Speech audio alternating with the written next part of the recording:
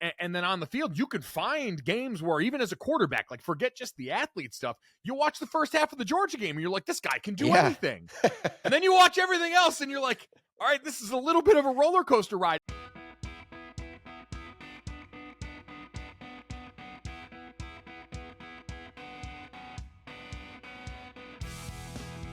Welcome to Beat Everyone. I'm producer Matt Scalici in today for Ben Flanagan, and it is NFL Draft Weekend. A bit of an odd one for Alabama this year, as Crimson Tide fans might be a little on the edge of their seat for once to see if that streak of first-round draft picks continues for Alabama. But we're going to talk about it. We're going to get into this draft and you know, the draft in general with a special guest this week. We have TNT Sports college football analyst Mike Golic Jr. joining the show. Welcome to the show, Mike.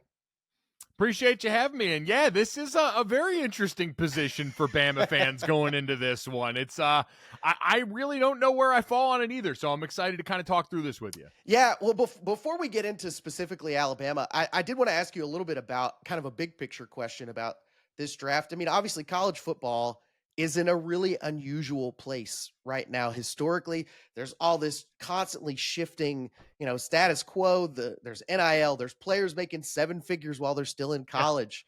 You know, as far as this event, you know, this has always been sort of the goal, the target, the endpoint for a lot of these guys. And I guess, you know, is this maybe one of the only parts of this that hasn't really changed? Is this still sort of the ultimate goal for a lot of these guys? Yeah, I don't think that part will ever change, especially for most of the guys on the high end of this. I think NIL kind of combats the guys that unfortunately have those dreams of going beyond, but physically their skill set may not be one that aligns with the thresholds necessary to succeed at the next level.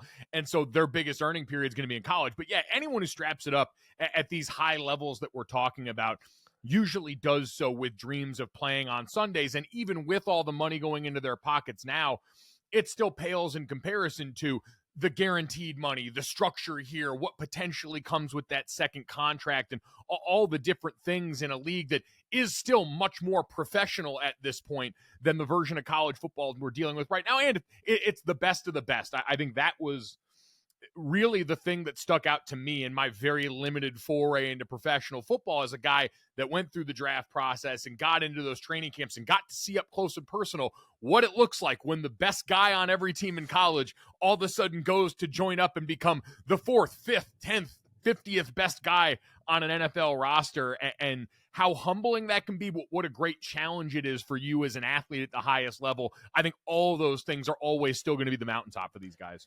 Well, it's funny you said this will be more professional because, of course, now that is part of college football. But like in some ways, this is going to be more structured. You know, it's funny because you often hear guys who's maybe struggled going from college to the pros of how tough it was to be in this place where everything was taken care of for you, everything was lined up, your schedule was made for you, to going to something where you had to be responsible for all of it on your own. But in some ways now, the NFL is maybe looking like the place that has more structure and stability to it.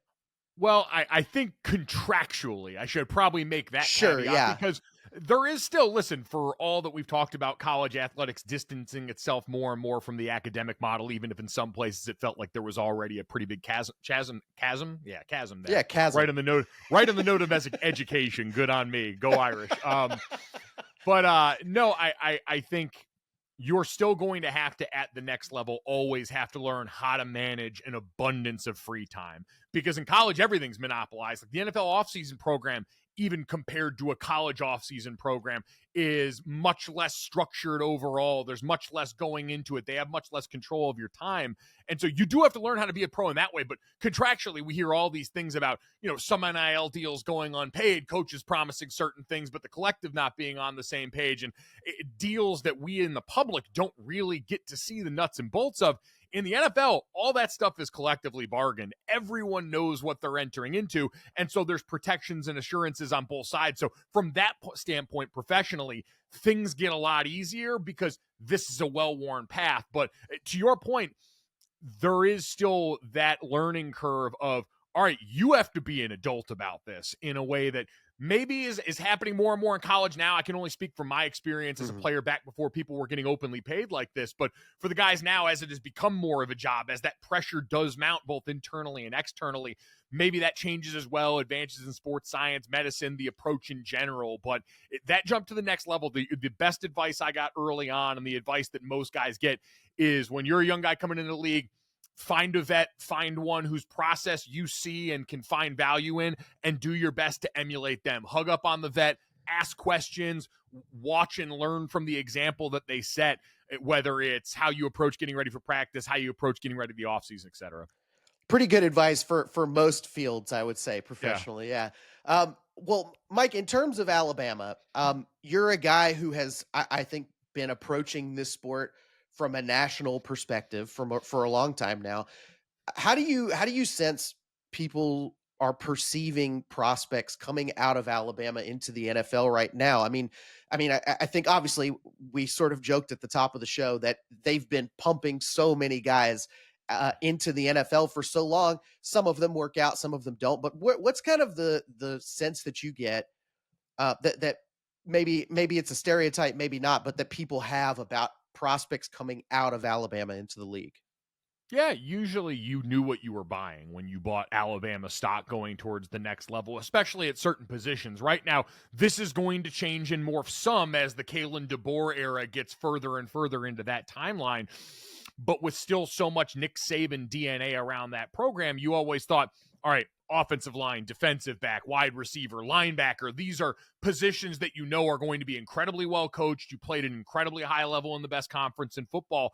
And so when you got those guys to the next level, you really felt like you knew what you were buying. You know, when Detroit drafts a Brian Branch, you know exactly what kind of player, what scheme he's come from, what he's comfortable with, the leadership associated with that. You know, with quarterback, it's been interesting because now as Jalen Milroe becomes a different conversation, the Alabama quarterback phenomenon of producing blue chip quarterback prospects is a really recent phenomenon. That was Yeah. late stage Saban stuff. That wasn't the teams that I played against when I was in college. And so I do think that's kind of an interesting place. But in general, it is a place that has been held to such a high standard for so long that I always say, especially in this day and age where you get less time on field in the NFL in the offseason and in the preseason than ever before, having guys that come in and not only know what to do, but know how to work is such an advantage for these NFL programs getting Alabama guys.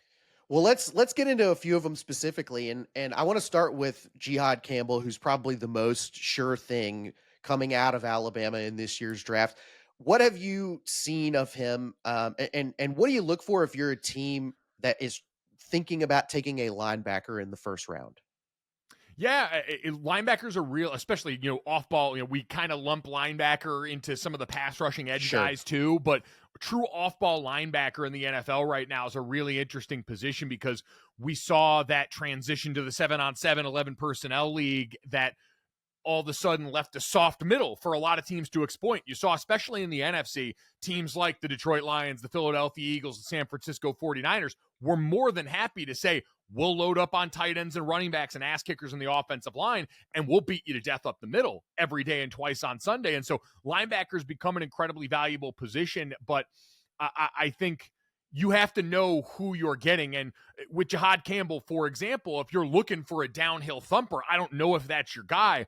But man, if you're looking for someone who can run sideline to sideline, if you're looking for someone that can flip his hips and cover, there's no better guy in this class in terms of the overall athleticism. He does offer you some pass rush wiggle in a league where you are going to morph personnel groups a lot, where offenses now have a little bit of what defenses did in terms of tight ends that can do a lot of different things. Having a guy like that you can keep on the field and use in different ways in third down, I think has a ton of value in a league where it's not quite positionless basketball, but we found a lot more gaps to fill with guys that maybe had tweener skill sets than ever before.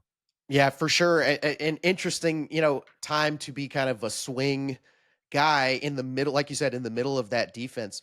Um, and in part, it's got a lot to do with the shifting of how people like to play offense at both the NFL level and the college level. And I'm leading us into a conversation about Jalen Milroe. You brought him up. Yeah. One of the most perplexing prospects I think in a long time, and look, he's confusing to Alabama fans too. I think Yeah. you'll find a lot of Bama fans that Yeah. they'll say, "I love the guy, but," and they're he sort of made us pull our hair out a little bit. Um, let's get into him a little bit. I mean, there's a lot of headlines. There's a lot of those classic sort of media games being played with Milroe right now. Of the guys on TV saying, I'm hearing this and that, and sometimes it's that they're looking at him in the first round. Sometimes it's that they're definitely not going to.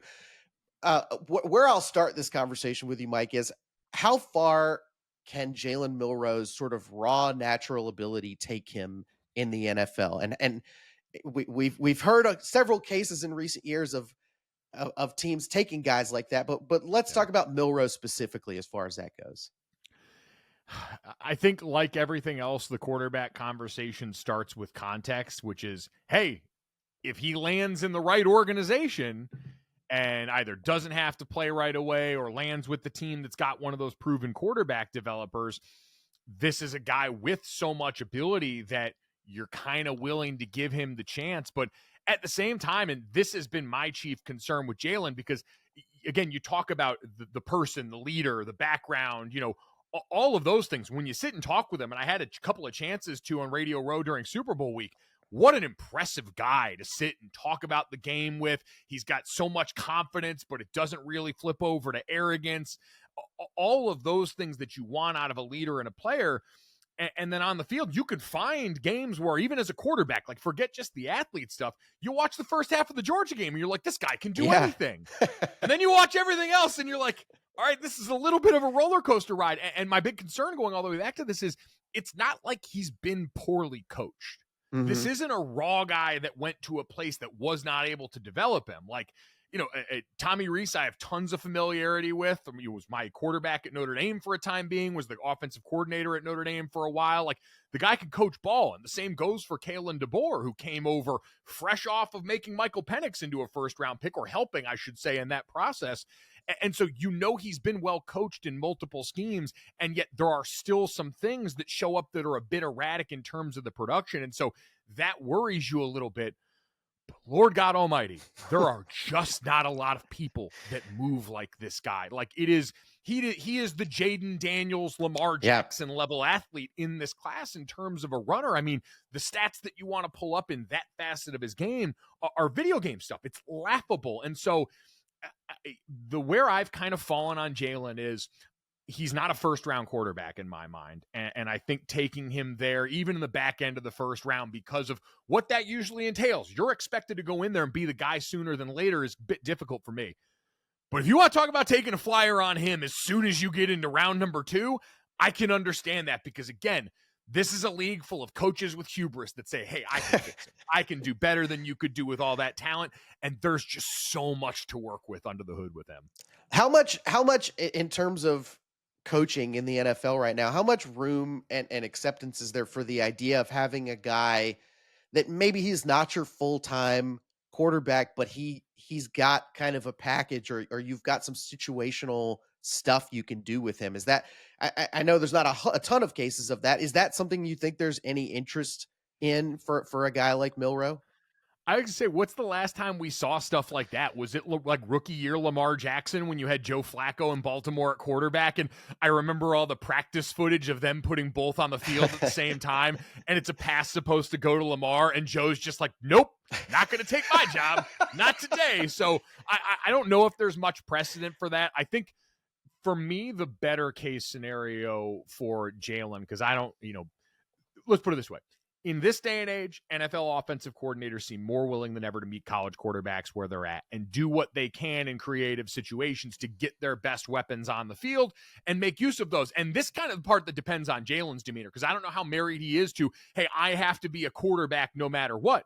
Because there might be some teams that look and go, hey, we can put dude on quarterback on the field knowing he's got the threat to throw, but let's just find ways to get him the football and see what happens in certain spots. So I don't know how willing everyone is to get creative with an athlete of that caliber, but I think for him as a quarterback, the best case scenario would probably be, hey, you get to a quarterback room that's also got a starter who is going to have those kind of things already built into the playbook. You don't want it to be, hey, they've got to have one playbook for the starter and one playbook for Jalen that they're working off of. That way, the mental reps that you're getting, the quarterback that you're learning under is a guy that you can grab some of those things from as you guys both work through the offense. And I think that sort of scenario benefits everybody involved, because then if you have an injury situation that gets a guy like Jalen on the field, if he ends up as your backup or your third option or something like that, then now you're in a situation where you're, as an offense, going to be doing things that are already in his skill set and give him that chance to succeed. Mike, I always love the opportunity to talk to a guy who has played offensive line, because it's the part of the position that lay people like me probably have the least understanding of, in terms of what to look for and what makes a guy good to great at that spot. I'd love your take on Tyler Booker, the 6'5", 325-pound guard. Played on some units that at times looked really dominant, and Alabama's offensive line has been kind of up and down over the last couple of years, but there certainly have been some moments where they looked incredible as a unit. Yeah, I think there were times last year in offensive line group chats I'm at where you watched the double teams on the left side of that Alabama offensive line, and you're like, I don't know if there's a better group in the sport at just blowing folks off the ball than you had on that left side of the line. At the same time, so one, like, yes, incredibly physically imposing player. Alabama offensive line, another great example. Like, O-line to me is the position where, above all in the NFL, I kind of wonder now, is taking guys who come from places that are going to technically develop you more in college kind of the move over, hey, grabbing for the really toolsy, athletic guy that we have to mold, just because, again, time constraints in the NFL. After that 2011 CBA got signed, you just have less two-a-days, less time in the offseason, and O-line and cornerback are the two most unnatural skill sets on the field. You got to go backwards and try and block or stop, slow down some of the best athletes on planet Earth that are going straight forward. So everything you do is unnatural and learned, and that only comes through repetition, and you don't have as many. So having guys that show up out of the box with a lot of that built in is where the Alabamas, the Notre Dames, the Wisconsins, the Georgias, all these teams that have had coaches traditionally in that are great teachers have really worked out. Tyler Booker does come with some of that pedigree. He's a guy, for me, plays with an edge. There's tons of finish on his tape. The attitude and demeanor are things that I like here. He's balanced in protection. He's got clean hands when it comes to the run game and the pass game. The thing with me is, and this got brought up a lot after some of his combine performance, is there are questions about play strength with him. He's a guy that looks the part, but you don't always see that force, that pop off the line of scrimmage, down in and down out when he's not a part of double teams. And so that worries me a little bit, but in general, I think this is a guy that's going to come in, and this whole draft is kind of seen as a solid starter draft. Like, there don't seem to be a lot of future Hall of Famers or all pros that people are looking at across the board right now. But I think he kind of fits that mold of, hey, that's a guy that could come in and be a good, solid, high-end starter for you at a position, again, kind of like we talked about with linebacker. Interior offensive line becomes more and more important as the years go on. And so having a guy like that comes from a program like this is usually a good stock up for anybody. Well, Mike, before I let you go, you mentioned it in passing earlier that you have indeed faced off against Alabama. Yeah. I hate to do this to you, but my listeners would kill me if I didn't ask you at least. Like, you were playing for Notre Dame. You faced off against Alabama in that 2012 national championship game. Not a fun night for you and the Irish, I'm sure. But I would love to know, is there any anecdotes or memories or anything that stick out to you about that 2012 Bama team, and anything you remember about going up against them? Yeah, I just think, again, to the point about the preparation and what Alabama players are traditionally associated. In my mind, the neck up. Like, all the guys at Bama are physically talented, some of the best players in the country and all that. But it's sort of like, for years, John Calipari at Kentucky, the way he got these future lottery picks to all buy into their role on the team. No one was going to have as many points as they might have elsewhere. Like, all these Alabama guys really bought into their role in the system. And I remember the most impressive guy to me in that group was CJ Mosley. He was playing linebacker in that game. And, back then it was the old BCS. So we had 40 days in between Right. the end of the season and the national championship game. And so you go in and you put some different things in, and you window dress some stuff, and you have some new checks that are going to try and hopefully have a little bit of the element of surprise on your side. And I just remember everything we had in terms of stuff we wanted to check to or thing. CJ had the answers. Like, they were ready. He was getting them in positions. It was like the footage you see of, especially back in the day when it was Peyton Manning and Tom Brady and those guys that did a ton of the gesticulation at the line of scrimmage. And then you'd see Ray Lewis and these other linebackers on the other side going back and forth. That was kind of how it felt, is every time our quarterback was coming up to check, CJ was barking out orders to everybody, and 9 out of 10 times had them in the right spot. And so I really, there was a lot of great players in that team. Clinton Dix in the back end, before we get to the offensive guys over there. But I just thought, for me, playing O-line in that game, Sure. I was really impressed at the level of command and control that a guy like CJ had over that defense. Yeah, a pretty good team for Alabama, and definitely fondly remembered by Bama fans. Well, Mike, thanks for your insights on this, and thanks for joining us. And where can people find some more analysis from you this week as we go through the draft?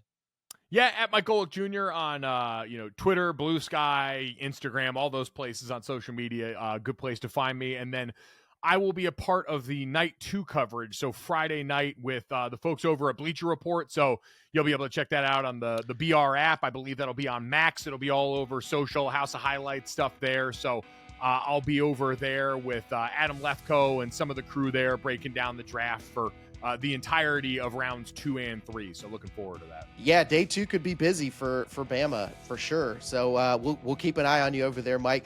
You can find Beat Everyone on Apple Podcasts, Spotify, or wherever you get your podcast. Special thanks to our producer, John Hammondtree, and our regular host, Ben Flanagan. You can find more great coverage of Alabama football over at AL.com.